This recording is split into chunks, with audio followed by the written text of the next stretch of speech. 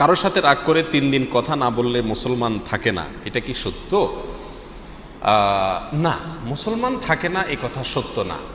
তবে হ্যাঁ, রাসূল আকরাম সাল্লাল্লাহু আলাইহি ওয়াসাল্লাম বলেছেন, লা ইয়াহিল্লু লিমুসলিমিন আন ইয়াহজুরা আখাহু ফাওকা সালাসি লায়াল আও কামা ক্বালা আলাইহিস সালাতু ওয়াস সালাম। অর্থাৎ কোনো মুসলিমের জন্য জায়েজ নাই তার ভাইকে, তার বোনকে, অন্য কোনো মুসলিমকে ত্যাগ করা, তাকে তার সঙ্গে অবরোধ করা, কথাবার্তা বন্ধ করা 3 দিন পর্যন্ত, 3 দিনের বেশি সময় পর্যন্ত বন্ধ করা জায়েজ নাই। তার মানে 3 দিন পর্যন্ত রাগ করে থাকা যাবে।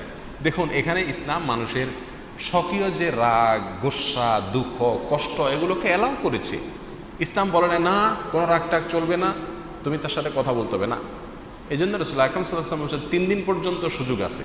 আপনার জেদ থাকতে পারে, দুঃখ থাকতে পারে, ক্ষোভ থাকতে পারে, কষ্ট থাকতে পারে, দুঃখের চোটে তার সাথে কথা বললেন না, 3 দিন পর্যন্ত আপনার রাগকে আপনি মেটানোর সুযোগ আছে।